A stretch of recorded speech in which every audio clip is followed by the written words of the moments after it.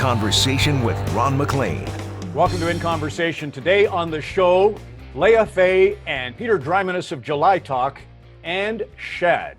This is an amazing combo for the show today. Let's begin with Shad, who was born in Kenya. His parents are from Rwanda. He was raised in London, Ontario, went to Wilfrid Laurier, and that's where he got his business degree. And then he did his master's at Simon Fraser University. But back to Laurier for a moment. At school there, he entered a radio station talent contest, and he won it and received a whopping $17,500. And that allowed him to do his first album, When This Is Over. And what a career. 6 studio albums. 4 of them have been shortlisted for the Polaris Music Prize. And that's one that you win.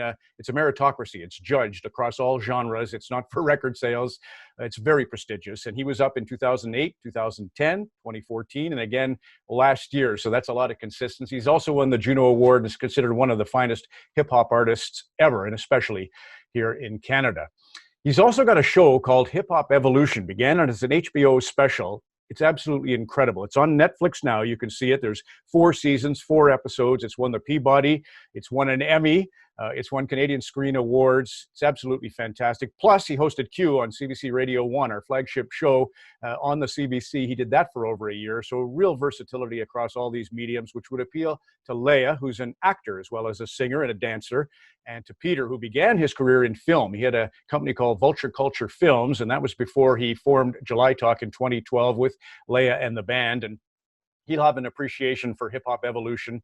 And then in the case of Leah, she was up for a Canadian Screen Award as Best Actor in the Female category in 2016 for her portrayal of Edith Welland in Diamond Tongues. They are such a presence on the stage. I kind of think of them as a Mardi Gras for 2 in a festival of 5 whenever you see July. I should mention, too, they also have a hockey sweater. This was sent to me by Arn in Ottawa. He actually gave it to me in person while we were doing Rogers Hometown Hockey. So if you've got a hockey sweater, things are good. Listen, Shad, he likes to say, I'm a mix of Red Fox and TED Talks and July Talk. In Conversation. Now we're talking. Part of our responsibility is to inspire people to speak up and speak out and allow themselves to shine. No matter what the show is, you give every human being in that audience a hell of a show, then all of a sudden you know why you're doing it, and you feel closer together, and you feel like there's a reason for it all, and that it's still, even if the chance is small, there's still a chance that you can change the world. Damn, it feels good to be back. Damn, it feels good to be black. They keep on killing us, we just keep killing it. Mama said killing is not where the ailing is. Couldn't speak back. Lord knows she been through it. She said a human is not who the villain is. She said it's fear. It's greed and it's pride. You see it inside. That's what the system is built on. Get it? Got it? Well, really pleased to welcome Leah, Peter, and Shad. And in the preamble, I spoke about how there's a crossover between film and song, and so many ways in the entertainment industry you come together, you 3. But Peter, you sent me a text yesterday and said you were honored to do a conversation with Shad. So I know there's a ton of love there with you and Leah for Shad. Explain that to the viewer. Oh, man. Well, I guess we met for the first time at the Junos a few years ago. I want to say it might have been Winnipeg.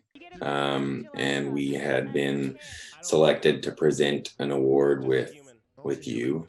And I remember it being a pretty intense experience. You were talking about it yesterday.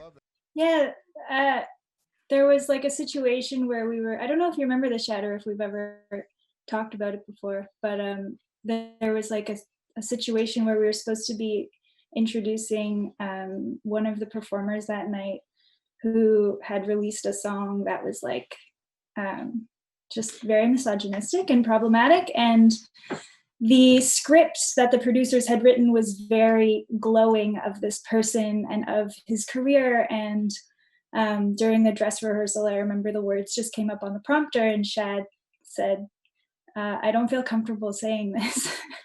And we were like a relatively new band. It was definitely our first time at an award show. It was definitely our first time at the Junos. And it was like the first time that I saw an artist and someone who I really respect and whose art I really respect, taking a stand and not just complying with like, you should feel honored to be here, so grin it and bear it and do this. And he said, no, I don't feel comfortable doing that. And then it empowered me and us to be like, yeah, I don't feel comfortable saying that either.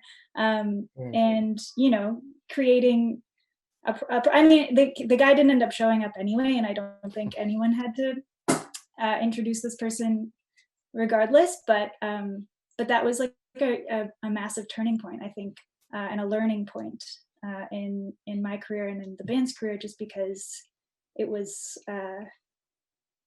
it was just something that we'd never really seen before, and also being a band and like coming into Six quickly and stuff like that, you just don't know that you have that agency and that you have that power, and to be kind of reminded and shown like, no, this is a platform and you can do whatever you want with it within those, you know, however many words. I don't feel comfortable saying that. It was such a simple act, but it was really life-changing.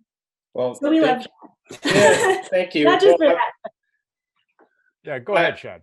Yeah, we thank you for saying that. We never we haven't really talked about that. We've crossed paths like a number of times since, but I guess it's one of those, you know, things that happens, and then we all move on. We all had a fun weekend, you know, it's a Junos and we celebrate and we have a good time, but you know, I obviously have a lot of respect for you guys as artists, and just being a band also that stands for something and cares about standing for something.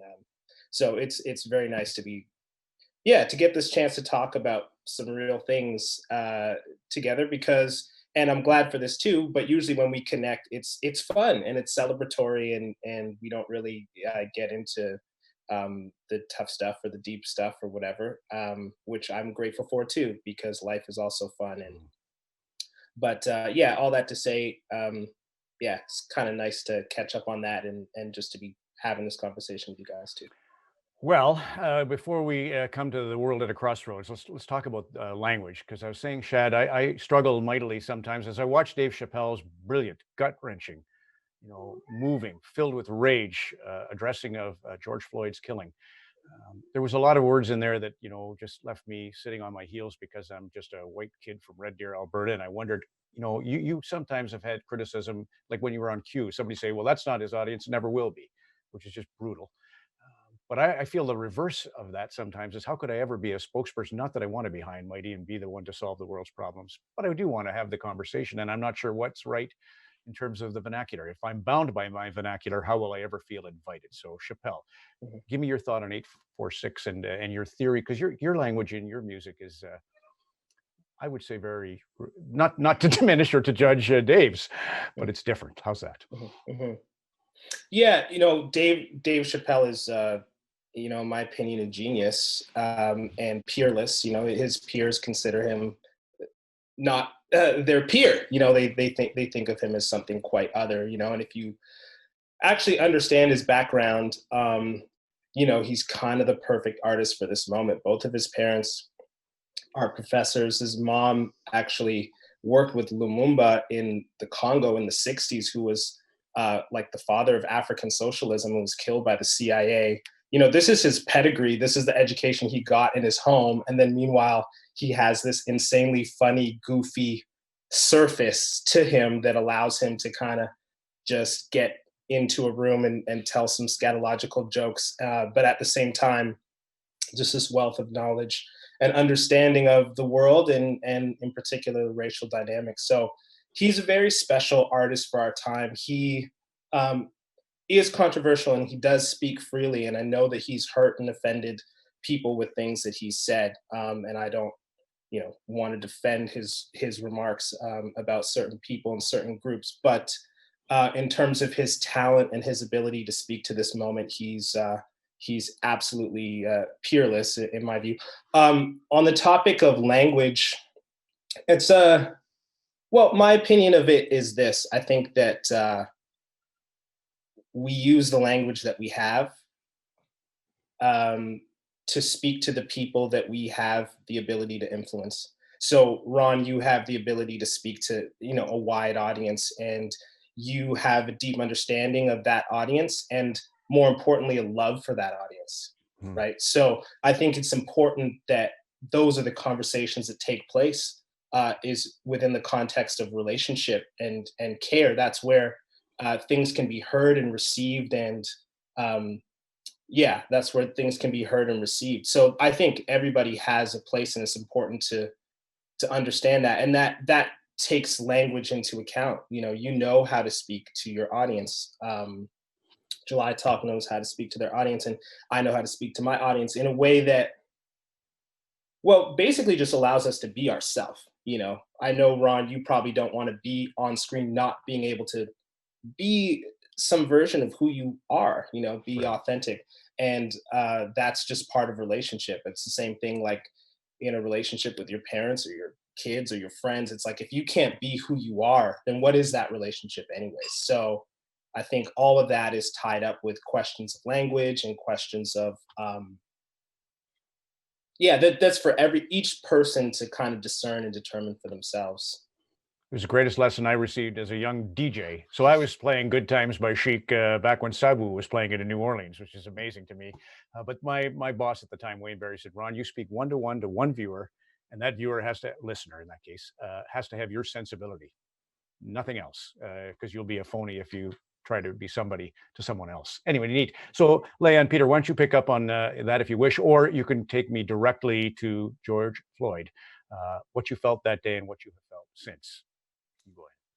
Well, I think to pick up on what Shad is getting at, I think that artists really don't have to follow a certain level or like a certain rule book. There's a privilege to being an artist for the most part. There's obviously exceptions to that.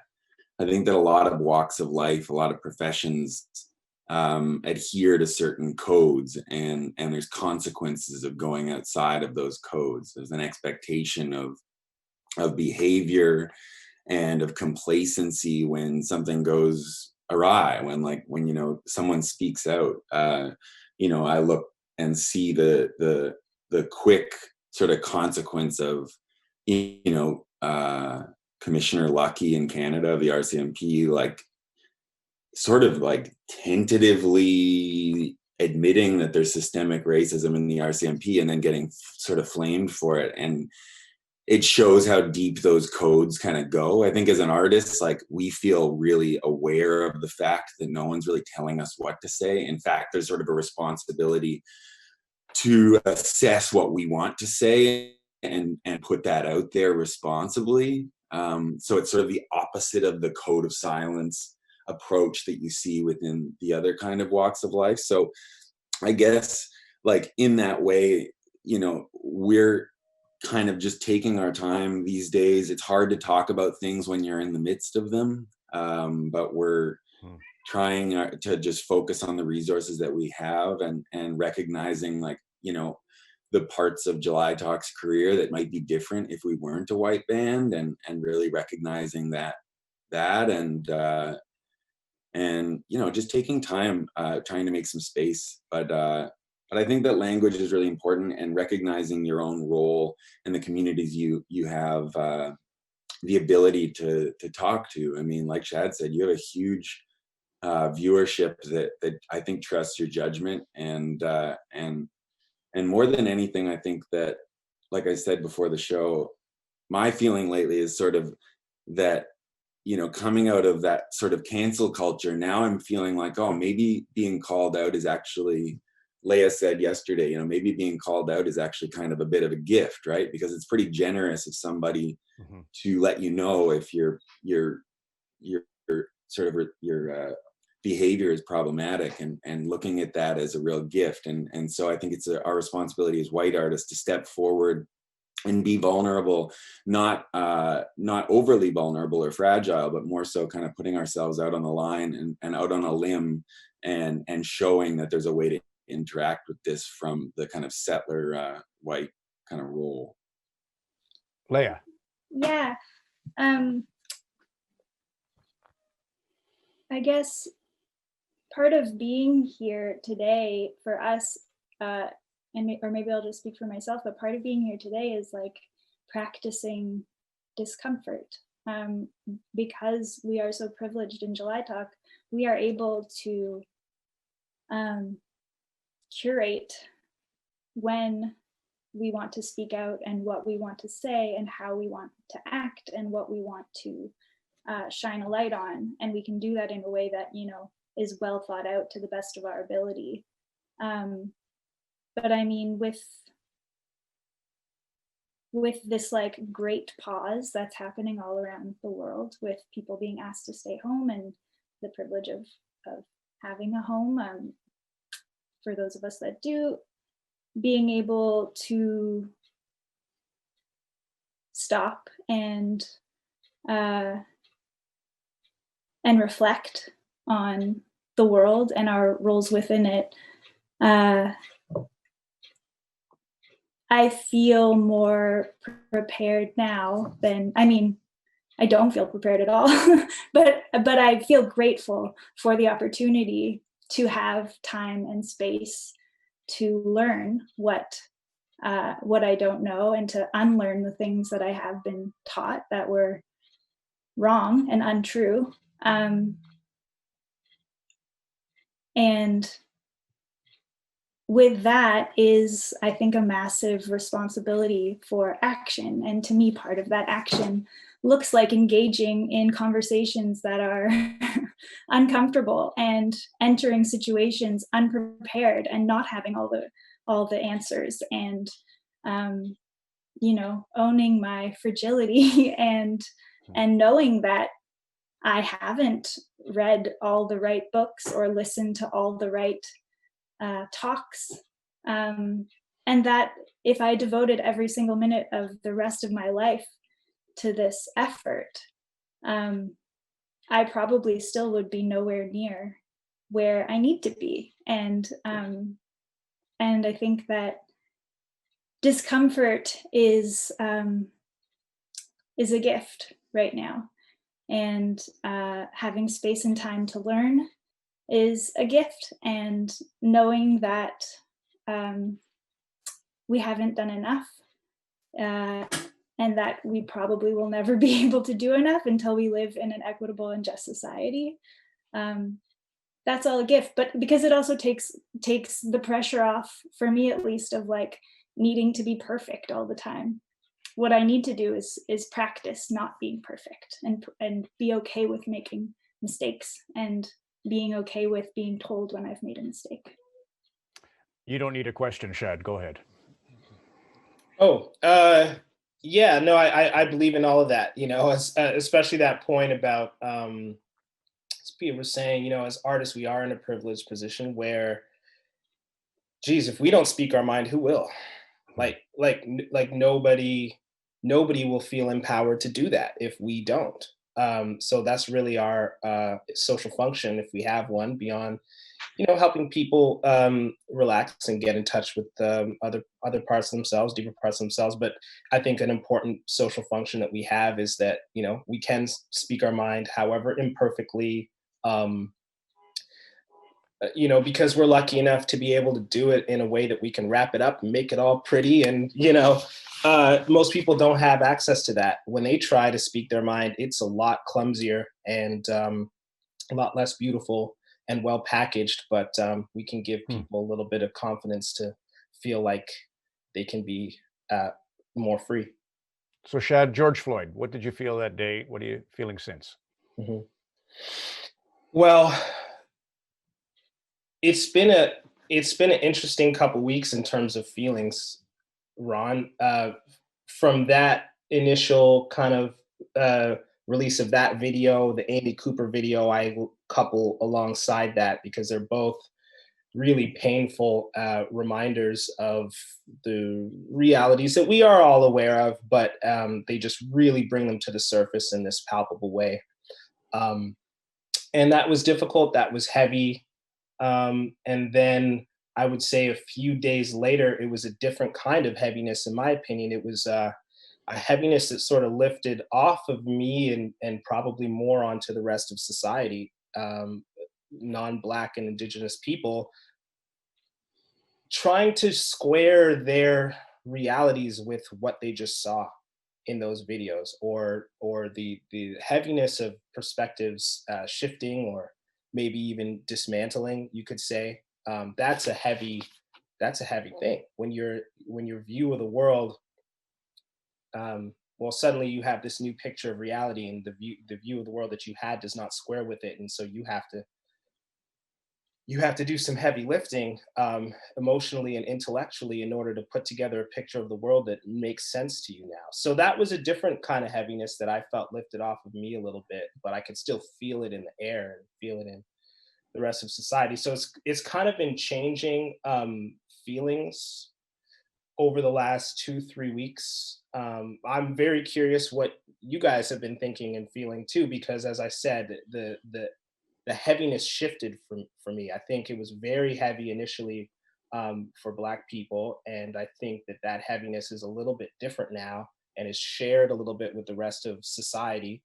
That being said, I'm kind of speaking specifically to my experience and to my experience here in Toronto. I've talked to friends in the States, other artists, Black artists, and their situation, depending on the city, is also very different in terms of how they feel, because it's a very combustible situation in some areas. So I guess, yeah, I'd throw the question out to you guys and ask how you've been processing the last couple weeks, because I think that's probably the most interesting dimension to this, because as I said, these are realities, I've unfortunately been aware of my whole life, but, they come to surface in a more palpable way when there's footage, and terrible footage like the George Floyd clip or the Amy Cooper clip. So, yeah.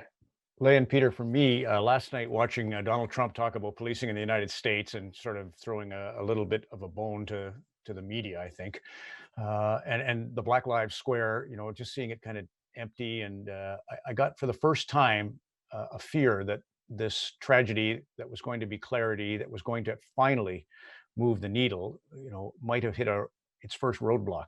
That was last night. It was the first time I had experienced that feeling. Have you guys felt optimistic? It sounds terrible to say it, but has your optimism at all waned in recent days? Or just tell me what you're feeling. Yeah, or just tell me what you're feeling. I mean, I think that you often, I would say on a personal level, when there is proof of injustice that justifies a huge response like we've seen, you do feel a mix of, or at least I feel a mix of, obviously pain and empathy towards the people involved, but there is an optimism there, right? There's an optimism that this could be the straw that breaks the camel's back, and that finally kind of puts forward the truth about, what these sort of giant institutions are for, and who they serve and who they don't serve. And I think that to relate it back, I think that there is a sort of stepping stone situation with the pandemic happening earlier in the spring. There was this feeling of disbelief as to how quickly the world changed at that time. And I think that I definitely felt a certain optimism of, okay, well, we've been dealing with these real problems with things like climate change, with things like, race inequality, and on top of that, you've been looking at the capitalist system just kind of completely falling apart in the States under the president. And it felt all of a sudden like, okay, well, now we're in line. We're all at home. We are all in Canada. There's a lot of people that have been able to access funding from the government that has allowed them to continue paying their bills. And there was an openness to doing that. And I think that there was going into an election year in the States, which affects us so much up here in Canada as well, there was a feeling inside me that, okay, well, maybe these dismantling these systems that are so clearly failing to my eye seemed more attainable, because we were all in the same place. We were experiencing the same experiences. There was a commonality to us all being at home and connecting in different ways than we had in the past. And then, of course, like, boom, here's this video, like I said, this sort of proof of what has been happening for decades upon decades upon decades, and here it is in a video, in multiple videos for people to see. And I think that stepping stone of being in that kind of common experience of this pandemic lockdown, I think allowed us to respond in a way that we wouldn't have otherwise. And so I'm still hopeful that in an election year, I think we could see some real change come out of this. I think that to see even some of the local police departments change their approaches and bring in, folks that might walk in on a mental health emergency without a gun, for instance. These sort of changes are notable. And I think that there's sort of an exponential opportunity for change just because of the situation in so many ways. I think 2020 has provided us a real springboard to kind of rethink where we're standing. I don't know, I guess I feel like I pass it on to you. Sure.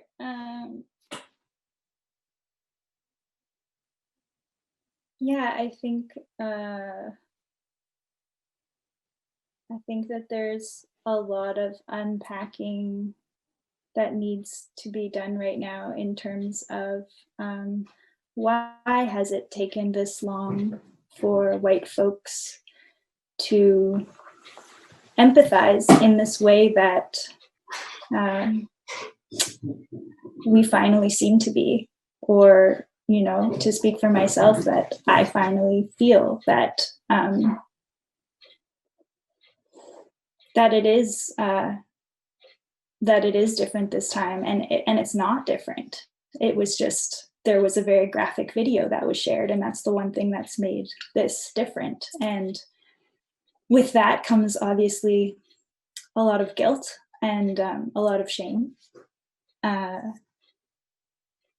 I think also a lot of inspiration to act.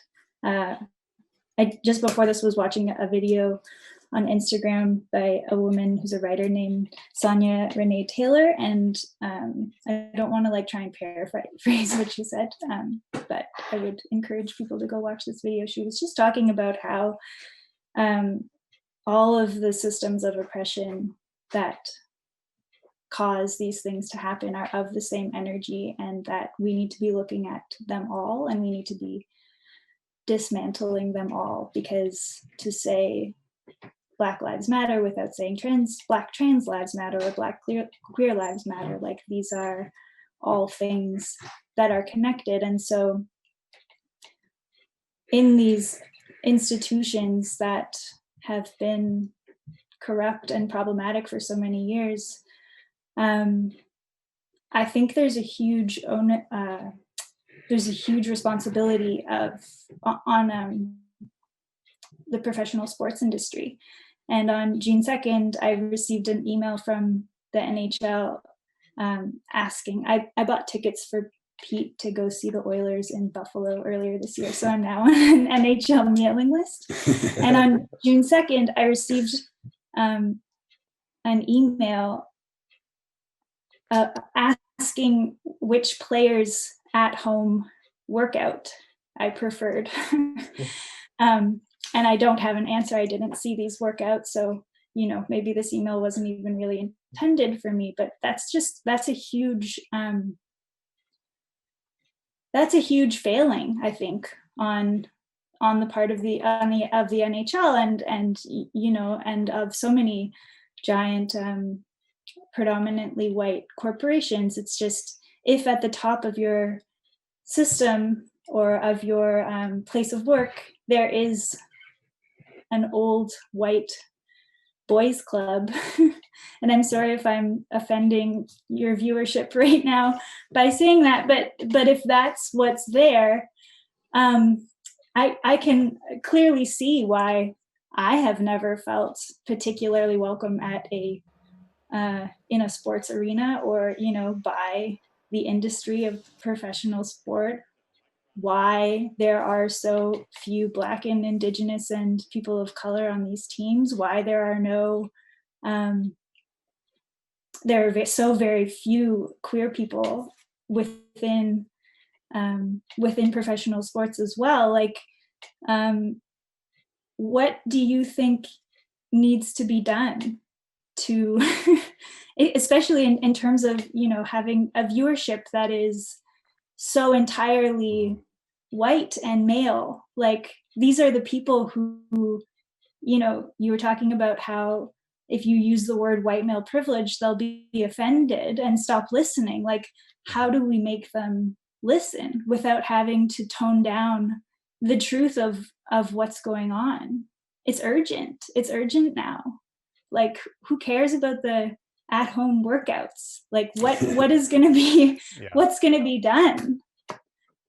Yeah, I know you're thinking about that all the time, so it's maybe a hypothetical question. But no, well, one of the thoughts I have, and then I'll throw it to you, Shad, is I heard Pia Shad was interviewing Feminista Jones, and she said, you know, I'm a woman, I'm Black, I'm queer.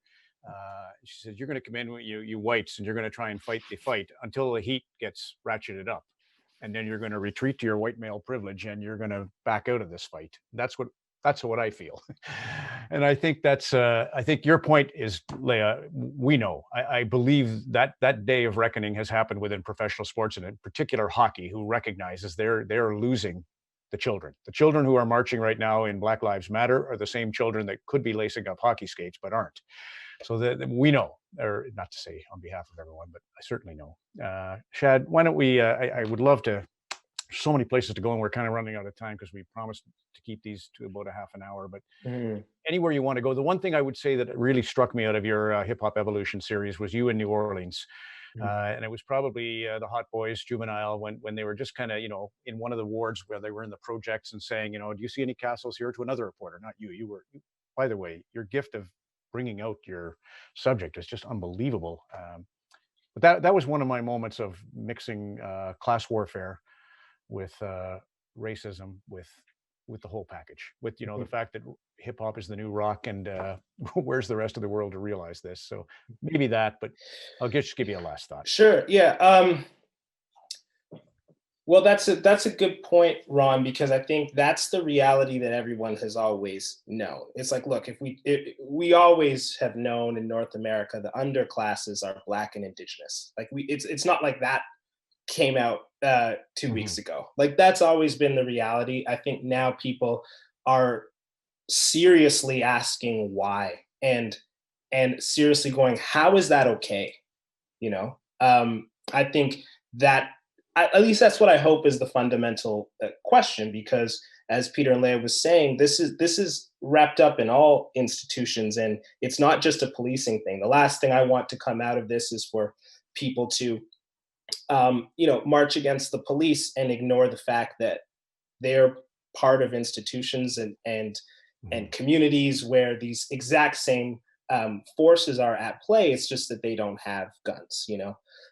So yeah, those are poignant moments. If you look at, you know, New Orleans and the projects there, and when those were first broadcast to the world through labels like Cash Money and No Limit, I mean, it was shocking, but it also wasn't shocking. This is what we live. We're the underclasses, and it's not okay. And then to Peter and Leah's point about sports, because I do think that's such a fascinating world to look at when you talk about racism. So I had an experience where there was a song of mine that was supposed to be licensed for this NBA game. That's the sport I follow the most. And this NBA video game. And as you said earlier, Ron, like my language is I don't know, like I speak in a way that people can understand, I think, in my music. But there was a word in the song, slave, and the video game company was like, that's not allowed. We need to edit out that word, and then we can license the song. And I said, slave is not a curse word. It's not a word that's unsuitable for 10-year-olds, 12-year-olds. I mean, it's just not. And then, of course, the reality is that it's uncomfortable to hear that word when you're when you're playing an NBA video game, because a lot of these people are the descendants of slavery, and slavery is of course, one of the worst atrocities. Atrocity even feels like an understatement when you talk about the level of murder and rape and dehumanization. And I had to kind of stand firm on that, because I thought that was blatant erasure, like whitewashing and erasure. And I'm sure to that video game company, and I'm sure to the NBA, it was a very, very small thing, and they didn't understand why I had to sort of take a stand on that.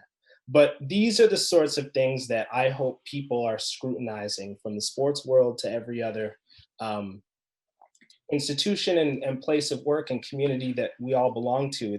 These are the things that keep the status quo in place. And the status quo is that Black and Indigenous people are at the bottom when it comes to every metric of well-being, and it's not okay. So I guess that's my thing that I hope people are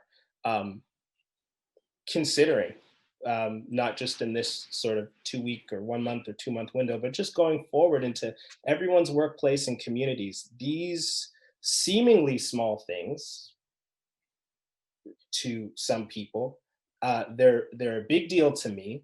They're a big deal to people who look like me, and they have life and death consequences ultimately.